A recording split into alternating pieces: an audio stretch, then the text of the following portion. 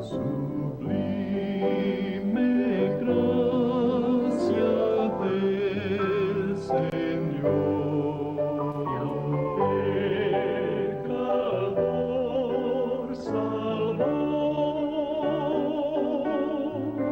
fui ciego, mas hoy miro yo, perdido y él me halló. En los peligros o aflicción que yo he tenido aquí, su gracia siempre me libró y me guiará feliz, guiará feliz. Y cuando en Sion por sí. Muy buenas tardes a todos nuestros amigos, hermanos que nos acompañan una vez más en el programa El Evangelio de Cristo a través de la Biblia. Siempre hacemos la invitación a que las personas que quieran estudiar de la palabra de Dios, hay disponible de forma gratuita los cursos bíblicos Emaús. Estos cursos no tienen costo para usted. Se entrega un libro con un examen y solamente devuelve el examen con las respuestas respectivas y quedándose con el libro para usted, para que lo examine, lo estudie, lo vea, lo repase cuantas veces usted quiera. Estos cursos Emaús son de bendición para el pueblo de Dios hace muchos años ya y no tienen costo para la persona que estudia. Así que invitamos a las personas que quieran aprender, profundizar de la palabra de Dios, a hacer estos cursos por correspondencia, se contactan con nosotros y estos cursos no tienen ningún compromiso más allá de que solamente usted aprenda de la palabra del Señor. También hacemos la invitación a visitarnos en la congregación Pedro Aguirre Cerda 189 en Lota, a 1,25 cuadras de la Plaza de Armas. Queremos también decir que hay una página en Facebook que tiene el mismo nombre del programa, El Evangelio de Cristo a través de la Biblia. Si usted visita esa página, le van a llegar las actualizaciones correspondientes del programa. Así vamos a dejar las invitaciones hasta ahí y vamos a ir a la palabra de Dios, que en el día de hoy va a estar en Lucas capítulo 23. Lucas capítulo 23. Vamos a leer algunos textos que tienen que ver con la muerte de nuestro Señor Jesucristo. Dice Lucas 23, el versículo 26. Y llevándole tomaron a cierto Simón de Cirene que venía de camino y le pusieron encima la cruz para que la llevase tras Jesús. Versículo 26. Aparece un hombre allí llamado Simón de Cirene. Simón de Cirene. Hay algunas personas que piensan que este hombre llevó el Evangelio también a Cirene, que queda en la costa norte de África. Y porque después aparecen en el libro de los Hechos, aparecen personas relacionadas con Cirene. Simón de Cirene está en el camino donde el Señor Jesús va con la cruz y de forma casual, sabemos que las casualidades no existen para un Dios soberano, pero de forma casual, desde nuestro punto de vista, Él se encuentra en esta situación y es obligado por los romanos a llevar aquella cruz, la cruz de nuestro Señor. Y dice, tomaron a cierto Simón de Cirene, puede haber sido cualquier persona, a cierto Simón, puede haber sido cualquiera de la multitud, sin embargo, en la soberanía de Dios, fue este Simón de Cirene el escogido para llevar la cruz. Ahora tenemos que ver también el punto de vista de este hombre, Simón de Cirene, Puede haber venido del trabajo, de sus labores cotidianas, puede haber venido de cualquier lugar, puede haber visto lo que estaba aconteciendo en la ciudad de Jerusalén, cómo iban sacando a este hombre a las afueras de Jerusalén, donde eran entregados allí a una muerte ejemplar, los malhechores.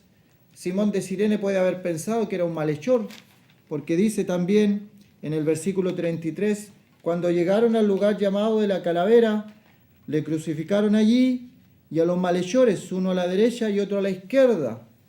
Este lugar era a las afueras de la ciudad de Jerusalén, donde se crucificaban los malhechores. La crucifixión no es un castigo exclusivo que se le dio solamente a nuestro Señor. La crucifixión era el castigo que el Imperio Romano daba a los malhechores de la época, para infundir miedo, para infundir temor, para infundir respeto en todos aquellos que transgredían la ley del Imperio Romano. Recordemos que el Imperio Romano era un imperio muy cruel y quería tener el dominio y el control sobre sus súbditos. Y la provincia de Judea era una provincia pequeña, pero de mucha influencia. Estaba en un lugar muy estratégico para el Imperio Romano, era de mucho cuidado, había que protegerla. Hasta el día de hoy, eso se llama la medialuna oriental, la medialuna fértil, se juntan en ese sector 3 continentes: el continente europeo, el continente asiático y el continente africano, y convergen en la pequeña provincia de Jerusalén, la pequeña provincia de Judea, lo que en el día de hoy es Israel. Y si en el día de hoy pasa algo en Israel, por lo mismo que juntan estos 3 continentes, acontece algo en el mundo completo. Por eso la importancia del Medio Oriente. Y es esta la tierra que escogió Dios para su pueblo, Israel, para sacarlo de la esclavitud de Egipto y llevarlo a la tierra de Canaán, a la tierra prometida, a la tierra que fluía leche y miel. Y aquí tenemos entonces a las afueras de Jerusalén cómo sacan a los malhechores. Castigo del Imperio Romano para infundir miedo a aquellos que se oponían al imperio. Y uno de los que se opuso fervientemente, incluso asesinó gente, fue Barrabás. Y Barrabás tenía que llevar la cruz del medio. La cruz del medio era para el malhechor que tenía más méritos, que había sido más cruel. Barrabás era un asesino y un sedicioso, un revoltoso. Pero mire lo que hizo el mundo con el Señor. Cuando Pilato da a escoger entre Barrabás y el Señor, el mundo, la gente, el pueblo, la masa, aquellos que una semana atrás habían tirado sus mantos para que el Señor pasara y habían gritado Hosana y habían alabado al Señor, y el Señor pasando en un asna, en un pollino, estas personas aclamaban al Señor. Una semana después, están diciendo, crucifícale, queremos que nos sueltes a Barrabás, preferimos a un asesino, a un sedicioso, que a Jesús. Y la gente reacciona en base a emociones, Por eso que las emociones en el asunto de la salvación son un poco peligrosas, porque hay gente que por su emoción se acerca al Señor, pero las convicciones profundas, las convicciones internas, en lo profundo del corazón, no han conocido al Señor. Podemos pensar en dos hombres, en 2 personajes. Pedro por un lado y Judas por otro lado. Hombres que estuvieron siempre con el Señor, 3 años aprendiendo del Maestro, y cada uno de ellos dio cabida y dio lugar a lo que es el enemigo Satanás. Negaron al Señor, traicionaron al Señor, traicionaron la confianza del Señor, pero luego tomaron caminos totalmente diferentes. Podemos pensar que estos anduvieron 3 años con el Señor, hicieron milagros, predicaron el Evangelio, pero en el día de hoy, Pedro sabemos dónde está y Judas sabemos dónde está. ¿Cuál es la diferencia? Si uno siguiera el libro de Mateo, solamente se sabe de Judas y la traición de Judas solo al final del libro. Ningún capítulo anterior demuestra que Judas era un traidor. se ve con los 12, siempre se menciona Judas, uno de los 12, para demostrar con ello que no todos los que andaban con el Señor eran del Señor. Y es un peligro, si pasó en el círculo íntimo del Señor, es un peligro que también puede pasar en el día de hoy, en los círculos cristianos. No todo aquel que se diga cristiano es cristiano. Eso pasó en el círculo íntimo del Señor, de los 12 apóstoles del Señor. Y cuando se arrepienten de haber negado y rechazado al Señor, Pedro, sabemos dónde va Jesús. Y después tiene una conversación con el Señor. La Biblia no nos dice qué pasó allí. Pero Judas fue a la religión, volvió a la religión. He entregado sangre inocente y entregó las 30 piezas de plata, donde era el precio de un esclavo. Eso era lo que él amaba, el dinero, más que al Señor. Y ese es el peligro del evangelio de la prosperidad, que la gente ama más el dinero, las riquezas, las posesiones, más que al Señor. Es de extrañarse que en este mundo aquellos cristianos busquen riquezas, posesión y fama, en este mismo mundo donde el Señor buscó totalmente lo contrario, el servir a los demás. Y aquí vemos entonces, saliendo al lugar de la calavera, y encuentran a este hombre, Simón de Cirene. Pudo haber sido cualquiera, pero le correspondió a él. Y en el día de hoy la palabra puede llegar a cualquier persona, pero estás escuchando tú y no otra persona. No estás escuchando tu vecino ni tu amigo, estás escuchando tú. Y tú eres responsable por lo que estás escuchando. Es Cristo Jesús vino al mundo a salvar a los pecadores, de los cuales tú eres el primero, de los cuales yo soy el primero. Esa es la convicción de pecado. Tenemos una ley en nuestros miembros que es la ley del pecado, que nos invita por naturaleza a pecar, a hacer las cosas malas. Y cuando somos creyentes, esa naturaleza sigue ahí. El Señor nos salva, nos perdona, pero esa naturaleza sigue ahí. Y Pablo reconoce esa ley y dice, hay una ley en mí, que el pecado mora en mí. Estos hombres malhechores, que tú los ves como malhechores, ladrones, y puedes ver cómo el Señor Jesucristo ocupó el lugar de Barrabás. Y la Biblia no nos menciona si Barrabás se convirtió o no se convirtió luego al Señor.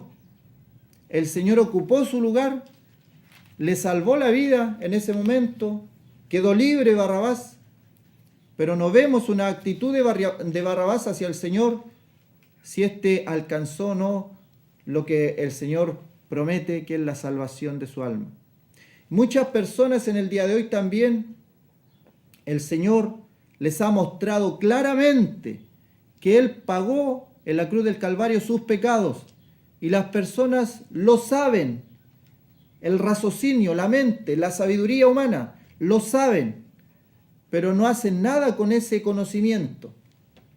No lo asimilan en su corazón. Lo saben como un hecho histórico, como una historia solamente. Simón de Cirene, que pudo haber sido cualquiera, le correspondió ese día ver al Señor cargando una cruz. En el día de hoy las personas pueden en su imaginación ver que el Señor va cargando una cruz. Está haciendo un sacrificio por ti. Hay algo que el Señor está haciendo por ti. Va cargando una cruz camino a la calavera, donde va a ser crucificado, donde van a ser los hombres cuanto Dios les permitió, pero lo van a hacer. Va a ser muerto, va a ser sepultado, más al tercer día va a resucitar. Tú lo sabes. Y sabemos que nuestro mundo cristianizado, nuestra sociedad, entre comillas, judeocristiana, que se llama, sabe lo que el Señor hizo en la cruz del Calvario. Sabe la expresión que el Señor utilizó en la cruz del Calvario cuando dijo en Juan, dice, consumado es. Consumado es.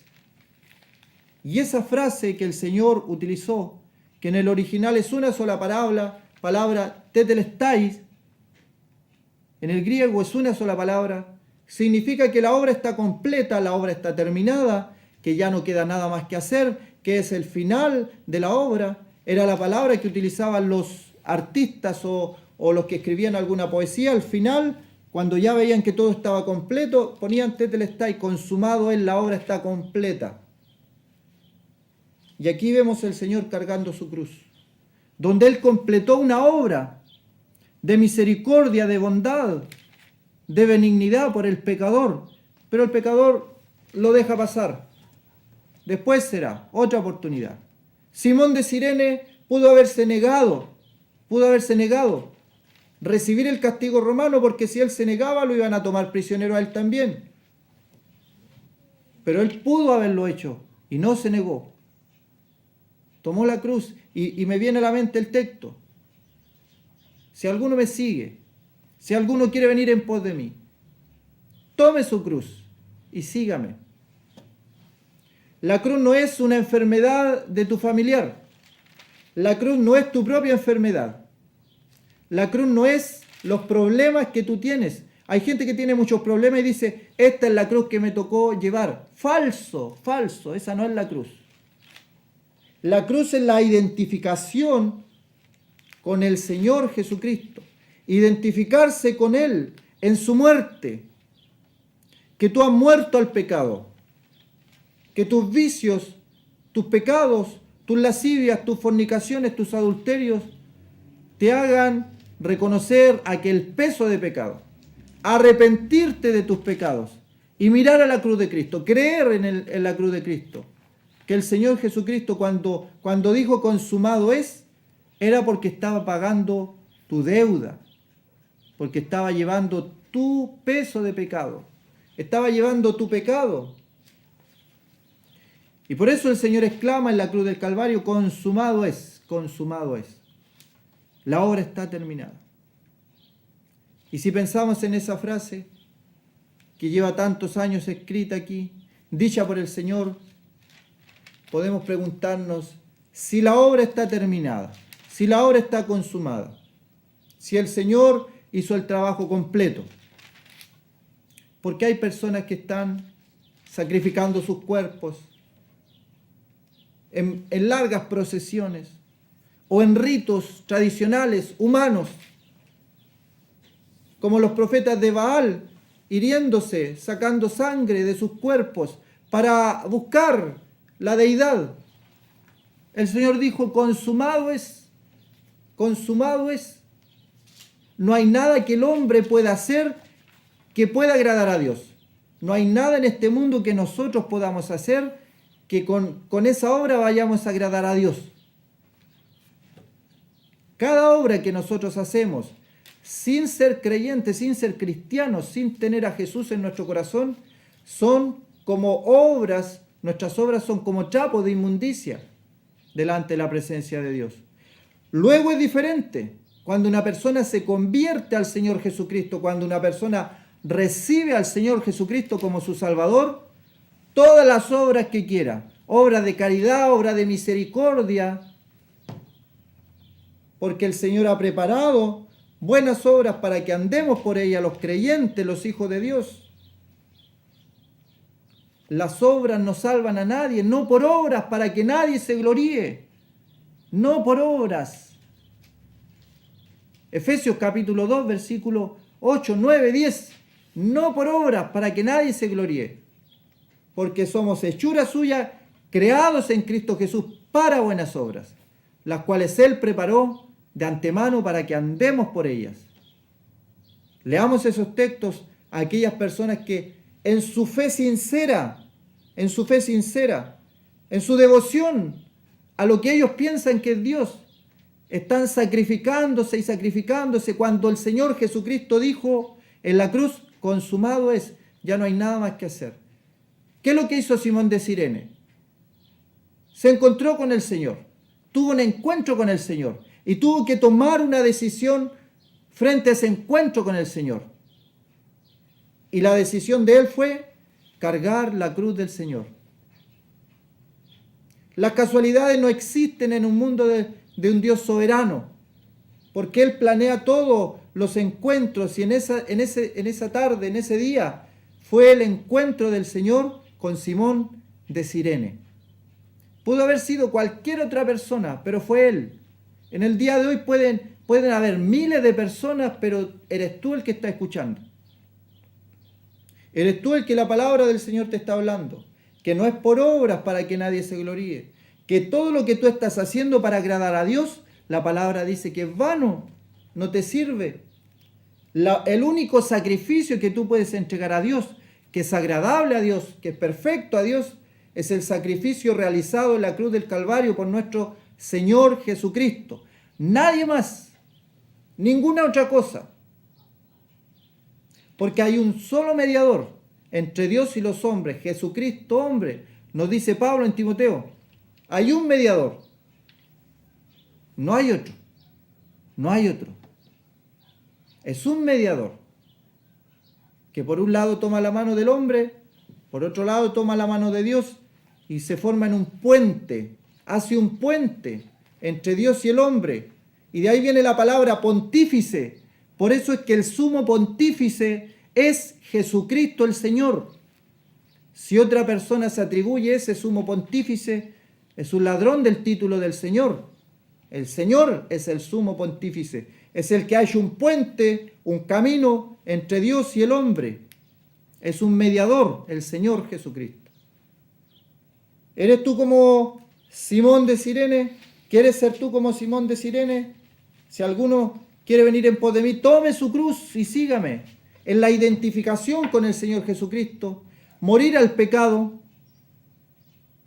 que las obras de muerte queden ahí muertas, que no alimentemos la carne, que no le demos cabida al diablo, al enemigo, los que son hijos de Dios. Simón de Cirene se encuentra al Señor y toma una decisión, la decisión que cambió su vida. No sé de dónde vengas tú. Simón de Cirene podía venir de cualquier lado, pero tuvo ese encuentro con el Señor. La diferencia está en qué es lo que hizo él con aquel encuentro. Lo que veíamos, ¿cuál es la diferencia entre Pedro y Judas? Si estaban en la misma congregación, si estaban con el Maestro, si estaban con el Señor. Hicieron milagros, predicaron. Los dos anduvieron 3 años con el Señor. Y vemos el fin de uno y tan diferente el fin de otro. ¿Qué es la diferencia? La actitud de cada uno que tuvo hacia el Señor.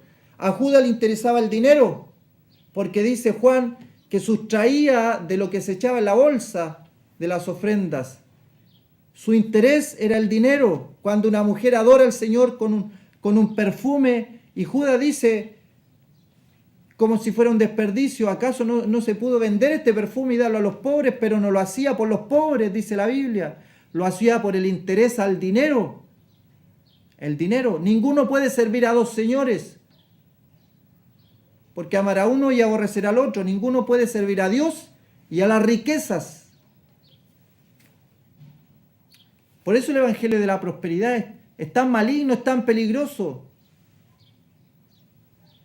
Ven a Jesús y te prosperará económicamente. Están buscando el dinero, están buscando la prosperidad económica, dejando de lado al Señor. El Evangelio de Jesucristo es que Cristo Jesús vino al mundo a salvar a los pecadores. Y el Señor tuvo que pasar por la cruz para perdonar tus pecados, no para darte un auto nuevo. El Señor pagó en la cruz tu pecado para que estés a cuenta con Dios, no para tener tu billetera llena. El Evangelio de Jesucristo es que somos pecadores, destituidos de la gloria de Dios, que no hay justo ni aun uno, no hay quien entienda. Romanos capítulo 3, verso 10 en adelante. El Señor perdonó nuestros pecados, lavó nuestra alma de nuestras inmundicias, nos da una novedad de vida. Y todas esas bendiciones espirituales nada tienen que ver con tu prosperidad económica. No seas ingenuo. Lee tu palabra, lee la Biblia. El problema del hombre no es la pobreza, es la perdición eterna, el infierno. Si Dios quiere bendecir, va a bendecir. Yo no estoy diciendo nada en contra de eso. Los hombres de la Biblia eran ricos, pero esa no era su prioridad. La iglesia primitiva Pedro y Juan, no tengo plata ni oro, pero lo que tengo te doy, le dicen al paralítico. En el nombre de Jesús, levántate y anda. El poder milagroso que el Espíritu Santo le dio a estos hombres los llenó de poder. Y el poder y la manifestación más grande del Espíritu Santo es que una persona pase de muerte a vida, que su vida sea transformada. Esa es la manifestación más grande del Espíritu Santo. Simón de Cirene, puede ser tú en el día de hoy, que te has encontrado con este programa, que te has encontrado con esta palabra, que te has encontrado con el Señor. ¿Qué es lo que está haciendo el Señor en la cruz? Pagando tus pecados. Pagando tus pecados. Poniéndose Él en el lugar tuyo. Para darte salvación, vida eterna, perdón de pecados. Una esperanza bienaventurada de que el Señor viene a buscar a su iglesia. Y los que han creído se irán con Él. La doctrina del arrebatamiento de la iglesia, tan atacada en el día de hoy. ¿Y por qué es tan atacada? Porque la iglesia se va, pero la gente en el día de hoy quiere quedarse y disfrutar de las posesiones aquí en este mundo. No como Abraham, que tenía su vivienda en carpas, pero la gente en el día de hoy se quiere establecer en este mundo. Este mundo es temporal, va a pasar, es pasajero. Lo real, lo verdadero es eterno. Está arriba en los cielos con nuestro Señor. Él vino a pagar nuestros pecados, vino a perdonar nuestros pecados. Con su sangre preciosa nos redimió de todo linaje, pueblo, lengua y nación. Y nos ha hecho reyes, sacerdotes para Dios su Padre. La sangre de Jesucristo, su Hijo, nos limpia de todo pecado. Que el Señor quiera que abra tu corazón, como lo hizo con Lidia en el libro de los Hechos. Abrió el corazón de Lidia para que estuviera atenta a la palabra y creyera el mensaje de salvación. Y la fe es por el oír la palabra de Dios. Vamos a ir a escuchar un tema musical y luego vamos a continuar con el estudio de la palabra del Señor.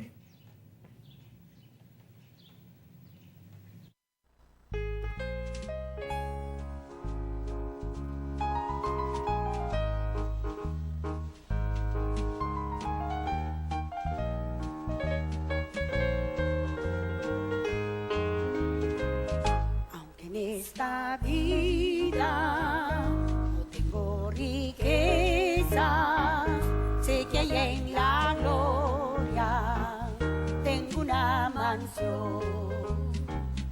Al alma perdida entre las pobrezas de mi Jesucristo tuvo compasión. Más allá del sol, más allá del sol, yo tengo un hogar, hogar, bello hogar, más allá del sol.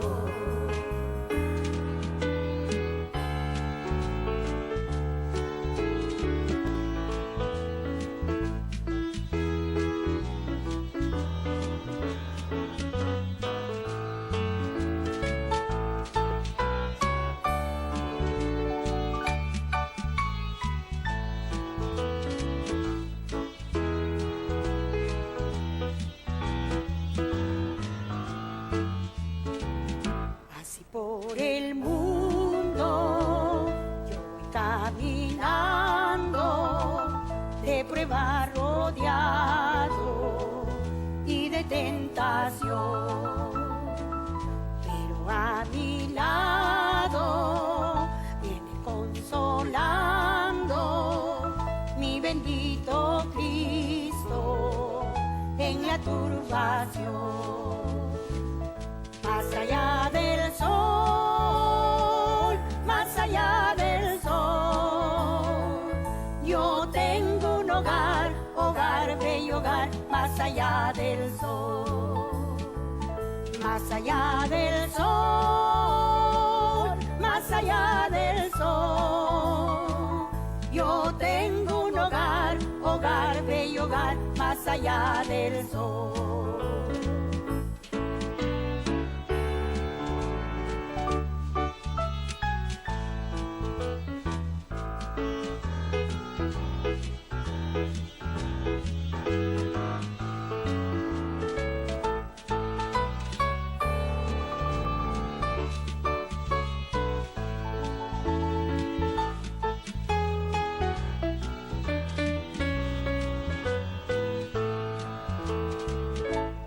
Pueblos todos del linaje humano, Cristo quiere darles plena salvación. También una casa para cada hermano fue a prepararle a la santación. Más allá del sol, más allá del sol, yo tengo un hogar, hogar, bello hogar, más allá del sol. Más allá del sol, más allá del sol, yo tengo un hogar, hogar, bello hogar, más allá del sol. Más allá del sol, más allá del sol, yo tengo un hogar, hogar, bello hogar, más allá del sol. Yo tengo un hogar, hogar, bello hogar, más allá del sol.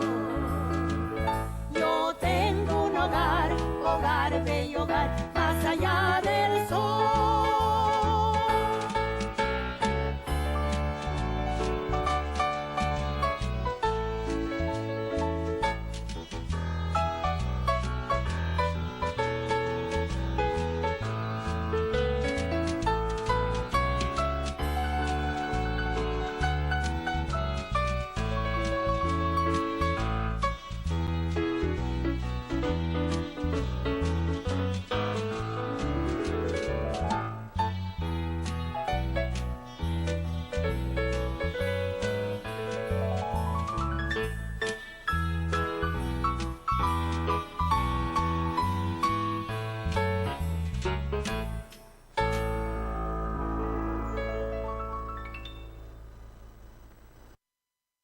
Muy bien, queremos reiterar nuestra bienvenida a los amigos, a los hermanos que están sintonizando el programa.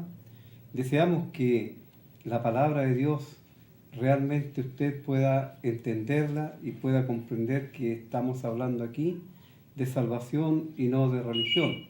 Estamos estudiando en el libro de los Hechos de los Apóstoles, la historia de la iglesia primitiva, los principios, el principio de la iglesia, y estamos en el capítulo 11.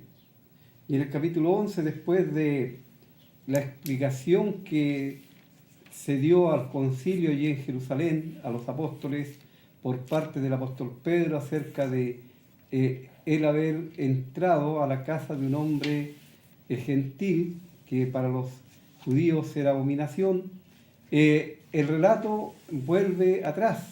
Lucas vuelve atrás con el relato, vuelve al tiempo en que murió Esteban, cuando se produjo la persecución, cuando la persecución fue encarnizadamente grande y que fueron esparcidos los creyentes por diferentes lugares.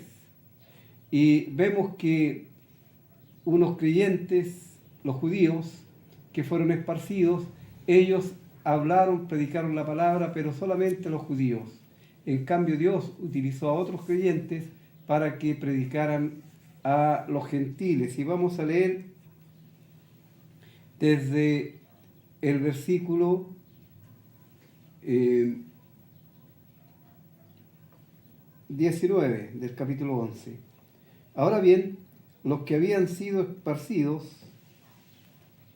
a causa de la persecución que hubo con motivo de Esteban, de la muerte de Esteban, pasaron hasta Fenicia, Chipre y Antioquía, no hablando a nadie la palabra, sino solo a los judíos. Pero había entre ellos unos varones de Chipre y de Cirene, los cuales, cuando entraron en Antioquía, hablaron también a los griegos anunciando el Evangelio del Señor Jesús. Y la mano del Señor estaba con ellos, y gran número creyó y se convirtió al Señor. Llegó la noticia de estas cosas a oídos de la iglesia que estaba en Jerusalén, y enviaron a Bernabé, que fue hasta Antioquía. Cuando llegó y vio la gracia de Dios, se regocijó y exhortó a todos a que con propósito de corazón permaneciesen fieles al Señor, porque era varón bueno y lleno del Espíritu Santo y de fe. Y una gran multitud fue agregada al Señor. Después fue Bernabé a Tarso para buscar a Saulo, y hallándole le trajo a Antioquía. Y se congregaron allí todo un año con la iglesia y enseñaron a mucha gente, y a los discípulos se les llamó cristianos por primera vez en Antioquía. En aquellos días unos profetas descendieron de Jerusalén a Antioquía, y levantándose uno de ellos, llamado Ágamo, daba a entender por el Espíritu que vendría una gran hambre en toda la tierra habitada, la cual sucedió en tiempo de Claudio. Entonces los discípulos, cada uno conforme a lo que tenía, determinaron enviar socorro a los hermanos que habitaban en Judea, los cuales en efecto hicieron, enviándolo a los ancianos por mano de Bernabé y de Saulo. En aquel mismo tiempo el rey Herodes echó mano a algunos de la iglesia para maltratarles, y mató a espada a Jacobo, hermano de Juan. Y viendo que esto había agradado a los judíos, procedió a prender también a Pedro. Eran entonces los días de los panes sin levadura. Vamos a leer de momento hasta ese versículo en la palabra de Dios, y por supuesto deseamos que la lectura pública de su palabra sea ya de mucho beneficio para nosotros. Como ya algo comentamos el jueves pasado, el Señor Jesús utiliza en la predicación a los gentiles a hombres anónimos, hombres que no están aquí registrados sus nombres. Aquí no están los apóstoles, no está ninguno de los reconocidos o de aquellas autoridades de la iglesia, sino más bien son hermanos, son personas que en forma anónima aparecen anunciando el Evangelio de la gracia de Dios allí en Antioquía. Y producto de el anunciar el Evangelio, muchos se convirtieron, muchos fueron agregados a la familia de Dios. ¿Qué es convertirse? Alguien puede preguntar, porque muchas veces se usa este término, la conversión, pero la conversión tiene que ver en forma muy simple de cambiar de rumbo, de cambiar de giro. Una persona, por así decirlo, va hacia el norte y se da cuenta que está equivocado, que el camino bueno es hacia el sur, y da el giro y se vuelve. Eso significa convertirse, volverse de. Estas personas estaban sin Dios y sin Cristo. Ellos iban con rumbo a la condenación eterna por sus pecados, pero supieron por el anuncio del Evangelio que Dios amó de tal manera a las personas que dio a su Hijo unigénito, para que todo aquel que creyese en Él, que creyese que Él murió por sus pecados, murió en su lugar, como ya hemos escuchado, ellos tendrían vida y vida eterna. Y ellos creyeron y luego se bautizaron. Y allí en esta ciudad, en Antioquía, por la voluntad, por la misericordia, por la gracia de Dios, se formó una iglesia. No es que ellos hayan arrendado un edificio y le pusieron iglesia tanto. Los edificios no son iglesia. La iglesia es formada por el conjunto de personas que han creído en Cristo como su Salvador personal y que han seguido el camino de obediencia. Ellos son los que forman la iglesia, no el edificio en el cual la iglesia se congrega, se reúne. Así en Antioquía nació la iglesia y Dios estaba bendiciendo el ministerio de estos siervos suyos en aquel lugar. Y esta noticia llegó obviamente a la iglesia y en Jerusalén. Ahora, no sabemos cuánto tiempo demoró porque en ese tiempo no era como ahora, las comunicaciones eran muy lentas, pasaría mucho tiempo, tal vez antes que los apóstoles, que los hermanos allí en Jerusalén supiesen de la conversión de los gentiles y de la formación de la iglesia allí en este lugar, en Antioquía. Entonces ellos decidieron enviar a Bernabé, a este hombre que es catalogado como un hombre bueno, lleno del Espíritu Santo y de fe.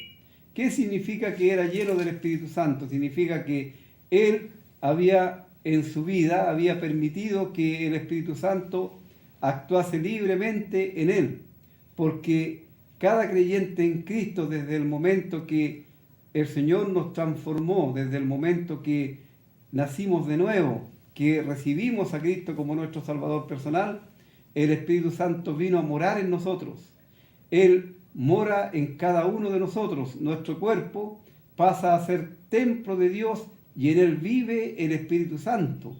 Ahora el Espíritu Santo va a actuar y va a trabajar de acuerdo a la forma en que el creyente reaccione y permita que el Espíritu Santo obre. Si dejamos plena libertad, en primer lugar, para que el Espíritu Santo moldee al creyente y vaya formando en él el carácter de Cristo, luego Él le va a utilizar y va a ser el instrumento para que otros puedan también ser afectados por la gracia de Dios. Porque los creyentes no somos terminales, sino más bien somos canales por donde fluye la gracia de Dios y nosotros debemos permitir que esa gracia fluya también a otras personas que están sin Dios y sin salvación. Amigo, la religión no sirve para la salvación, sino solamente Cristo y su muerte en la cruz. Así cuando Bernabé llegó allí a aquel lugar y vio que la gracia de Dios estaba actuando con plena libertad. Ahora, ¿qué es lo que es la gracia de Dios? Tenemos que también remarcar estos términos que muchas veces son confundidos o son mal entendidos y mal utilizados. La gracia, en el caso de Dios, significa un favor inmerecido de Dios para el pecador. Vale decir, al pecador que merece la condenación por causa de su pecado, al reconocer la persona su condición y pedir salvación, Dios a esa persona le regala la salvación. Le regala la salvación, ¿por qué? Porque él o ella nada puede hacer para obtenerla, ya que la salvación es de un costo tan elevado que nadie la puede lograr por ningún medio, solamente a través de la persona bendita y gloriosa de el Hijo amado de Dios. Así vio que Dios estaba salvando a muchos allí y que muchos estaban con el primer amor trabajando para el Señor. Entonces Bernabé les alentó. Aquí exhortar significa alentar en este caso. Les alentó a todos a que con propósito de corazón permaneciesen fieles al Señor. No con un propósito, con una meta humana, sino una meta salida desde el corazón, dirigida por el Espíritu Santo, un propósito de ser fieles a Cristo. En aquel tiempo la fidelidad a Cristo era muy costosa porque había una gran persecución. Los enemigos de la cruz de Cristo estaban dispuestos no solamente a dañar al creyente, sino aún a quitarle la vida, porque ellos pensaban que los hijos de Dios eran herejes y lo que estaban predicando y anunciando era una herejía. Ellos no entendían que era el bendito y glorioso Evangelio de Dios, la buena noticia que anuncia que Dios en su amor envió a Cristo para salvar a los pecadores. Así, Bernabé alentó a los creyentes a permanecer fieles al Señor, y él mismo era un ejemplo de ello.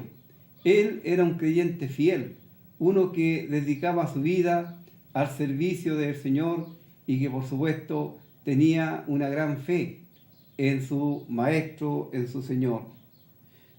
Fue Bernabé el que antes, cuando Saulo de Tarso se convirtió, recuerdan que vimos ese episodio cuando él va camino a Damasco y el Señor Jesús le sale al encuentro y Saulo cae a tierra y es llevado allá a Damasco, a la calle derecha, y allí recibe las instrucciones de parte de Dios a través de Ananías, un hijo de Dios, quien es enviado para que le devuelva la vista y le dé las instrucciones a Saulo de Tarso. Saulo empezó a predicar, pero los creyentes, nadie creía realmente en la conversión de Saulo, ya que era un hombre que perseguía en forma fiera a la iglesia. Entonces ellos pensaban que a lo mejor era una estrategia para acercarse a los creyentes y para con mayor facilidad poder seguir su terrorífica labor que hasta ahora había hecho. Pero la verdad es que Saulo sí se había convertido, había recibido a Cristo como su Salvador personal en forma plena y real. Y quien creyó en esa conversión de Saulo fue justamente Bernabé. Y Bernabé, este hijo de consolación, así significa su nombre, él tomó a Saulo y lo presentó a los apóstoles y a los creyentes y les explicó que realmente Saulo de Tarso había sido transformado por la obra poderosa de Dios. Así, Saulo fue reconocido, luego tuvo que salir huyendo de la ciudad y por la persecución de los judíos, después de ser perseguidor, se transformó en un perseguido y ahora él hacía tiempo que estaba en Tarso, en su ciudad natal, allí estaba sirviendo a su Señor. Y se acuerda de él Bernabé, y Bernabé piensa que Saulo sería de mucha ayuda en la naciente iglesia allí en Antioquía. De modo que él va a buscar a Saulo de Tarso para que junto a él y junto a otros creyentes tengan el ministerio de la enseñanza de la palabra de Dios allí en Antioquía. Y dice que le trajo a Antioquía y se congregaron allí todo un año con la iglesia y enseñaron a mucha gente, y a los discípulos se les llamó cristianos por primera vez en Antioquía. Aquí se cumplió en un año, estuvieron ellos enseñando, instruyendo a los creyentes en la palabra de Dios, en el propósito de Dios para las vidas de ellos. Y qué maravilloso debió resultar en aquel tiempo la enseñanza de estos hombres de Dios. Y los discípulos aquí, en la gente, en su afán de denigrar a los creyentes, de alguna manera insultarles, provocarles, le pusieron cristianos, le llamaron cristianos. Obviamente esto al principio era una ofensa para los creyentes, pero luego ellos lo tomaron como no una ofensa, sino como algo realmente bueno en sus vidas, como un elogio, porque al final resulta un elogio que a una persona le llamen cristiano. ¿Qué es un cristiano? En palabras simples, es un seguidor y un servidor de Cristo. Y es un privilegio realmente para nosotros los creyentes que seamos reconocidos como cristianos, que se vea en nosotros esta identificación con el Mesías, porque Cristo significa Mesías, el enviado de Dios, con aquel que vino desde el cielo para ofrecer su vida en rescate por muchos. Así, este término hasta el día de hoy es usado, y para nosotros obviamente nos da gozo el saber que seamos llamados así. No nos interesan escalafones ni ningún tipo de títulos honoríficos, sino el mayor título que el creyente puede aspirar es a ser llamado cristiano, un siervo, un seguidor de Cristo. Así, por primera vez se le llamó cristiano, y esto ha seguido hasta el día de hoy. Pero en aquel tiempo también se vinieron unos problemas consigo en el pueblo. Dice: en aquellos días unos profetas descendieron de Jerusalén a Antioquía, y levantándose uno de ellos, llamado Ágabo, daba a entender por el Espíritu que vendría una gran hambre en toda la tierra habitada, la cual sucedió en tiempo de Claudio Nerón, del emperador Claudio. Esto ocurría en aquel tiempo. No tenían ellos la palabra de Dios completa en sus manos, no había lo que hay hoy día. Nosotros tenemos el gran privilegio de tener la palabra de Dios. Así, habían profetas. Pablo mismo fue profeta realmente, porque él recibió de parte de Dios la revelación directamente, y él la entregó también a la iglesia y la dejó estampada en estas cartas, y por ese medio a nosotros. Y este profeta, este hombre, predijo por el Espíritu Santo que iba a haber una gran hambruna en la tierra. Generalmente el hambre, la falta de alimento, la escasez, está asociada con el juicio de Dios, con el castigo del cielo, por la actitud del ser humano para con Dios. Dios jamás ha creado al hombre para que tuviese problemas, necesidades, enfermedades, pero como el hombre escogió escuchar a Satanás, le han venido todas estas calamidades durante toda su vida. Así, en el tiempo de este emperador Claudio, hubo una hambruna. Y cuando esto ocurrió, entonces los discípulos que estaban allí en Antioquía, cada uno, dice, conforme a lo que tenía, determinaron enviar socorro a los hermanos que habitaban en Judea. Al parecer, en ese lugar era más grave la hambruna, o había gente más necesitada, con mayor nivel socioeconómico bajo, y necesitarían de mayor ayuda que otros. Entonces, esto que debiera ser la característica de los creyentes se manifestó en aquel tiempo. Porque, ¿saben? La palabra de Dios dice que estos sacrificios de la ayuda mutua son sacrificios de los cuales Dios se agrada. Esto no es algo que la gente o los creyentes hagan solamente porque les nace en sus corazones, sino porque, además de nacerles en sus corazones, es algo que Dios, de lo cual Dios se agrada.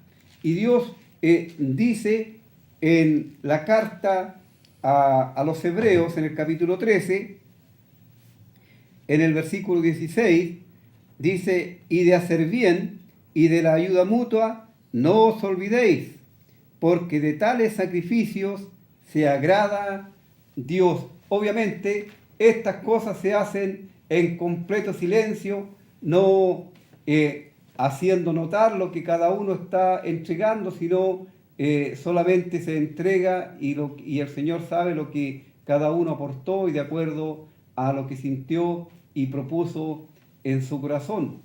Pero se generó esta ayuda y la enviaron por medio de Bernabé y Saulo, y se envió a los ancianos de la iglesia.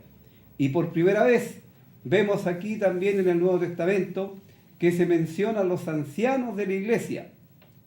Y hoy por hoy este es poco conocido en los círculos religiosos, o si se conoce no se quiere enseñar que en la palabra de Dios, en la Biblia, la palabra anciano, pastor y obispo es la misma palabra y no tiene que ver con cargos eclesiásticos, sino más bien con labores que Dios ha encomendado a hombres que Él prepara para estas tareas. No es cosa de que uno para ser pastor, para ser anciano, para ser obispo, tenga que ir a un seminario o tenga que ser elegido por una multitud, sino es Dios el que prepara, es Dios el que va enseñando y va guiando y va mostrando a los hombres que van a cumplir con esta tarea. Y esta misma palabra es bueno que siempre, aunque hemos enseñado de ello, pero es bueno que siempre lo reiteremos, se usa indistintamente. Pablo en aquí mismo en los Hechos,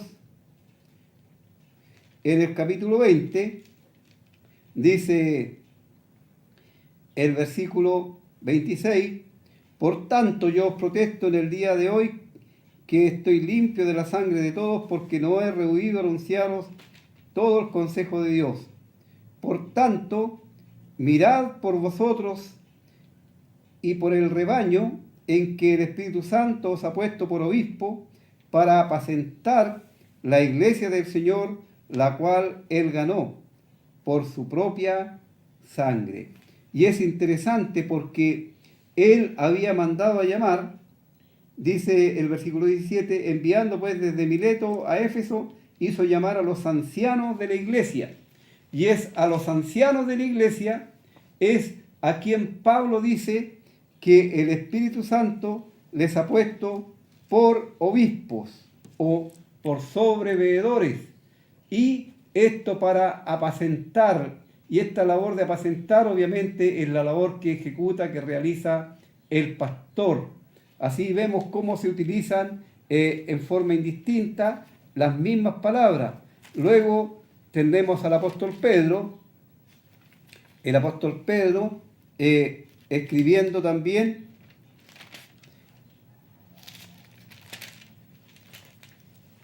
a ver si me acuerdo.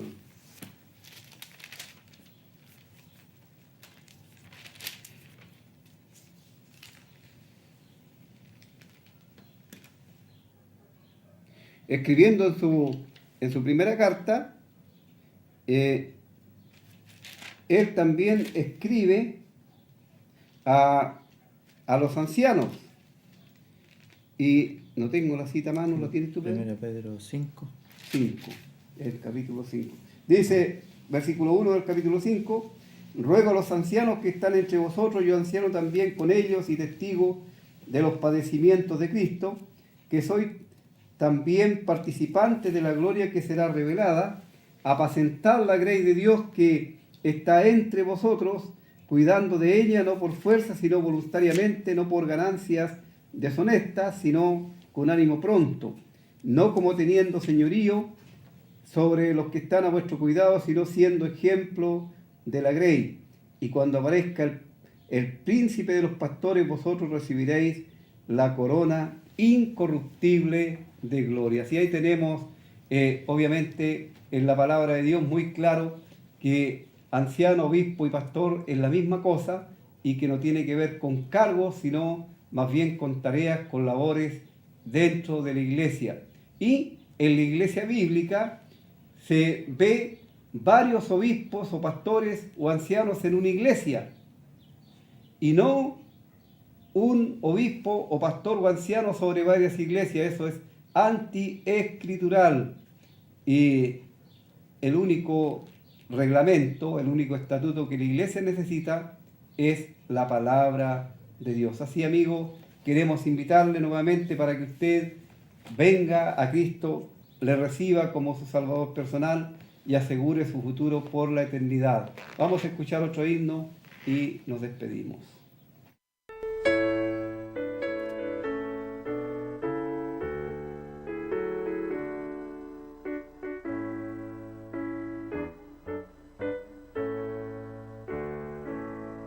Qué grandiosa es la puesta del sol, admirable cual amanecer, pero es más grandioso y conmovedor el amor que me tiene el Señor. Maravilloso es cuando pienso que Dios me ama a mí. Maravilloso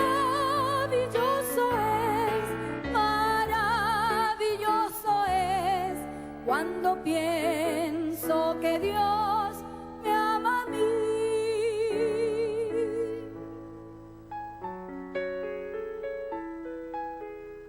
Por cuanto en mí ha puesto su amor, le pondré en alto. Por cuanto ha conocido mi nombre, porque tú eres Dios grande y hacedor de maravillas. Solo tú eres grande, solo tú, oh Jehová, eres Dios.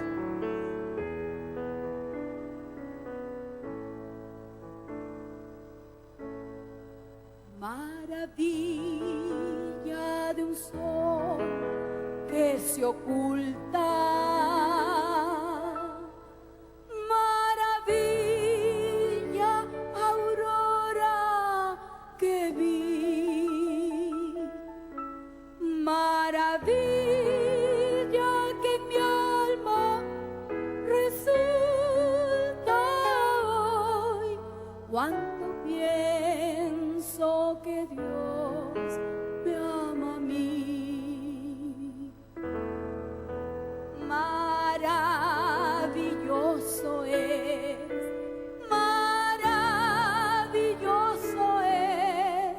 cuando pienso que Dios me ama a mí.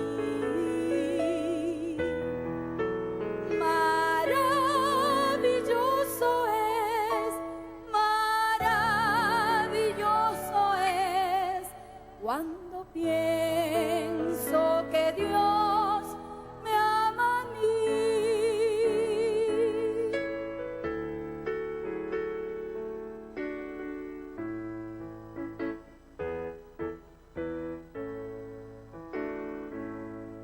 Qué grandioso el verano copioso, los cielos, la luna y el sol, pero es más grandioso y conmovedor el amor que me tiene el Señor.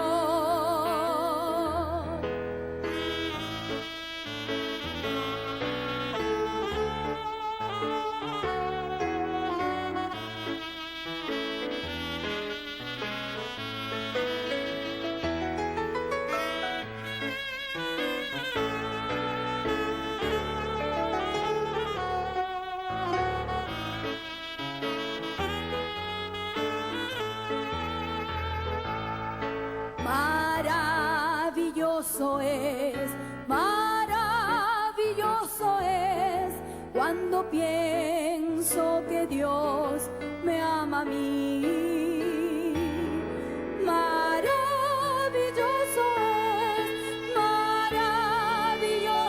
es cuando pienso que Dios me ama a mí.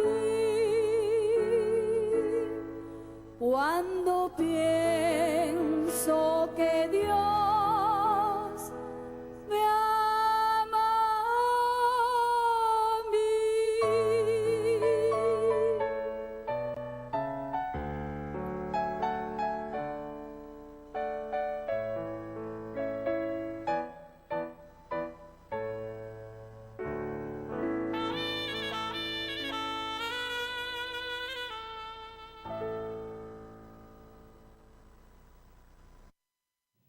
Muchas gracias por su sintonía y todas las personas que nos han llamado. El día miércoles estamos orando en la congregación por ustedes y también en oraciones personales les tenemos presentes. Les invitamos a nuestras reuniones que celebramos miércoles, viernes y domingo a las 19 horas aquí en Pedro de Cerda 189, al lado del Hogar de Cristo. Así, si el Señor lo permite, el próximo jueves estaremos nuevamente para seguir hablando acerca del Evangelio de Cristo a través de la Biblia. Deseamos que el Señor le bendiga y que tenga un buen fin de semana.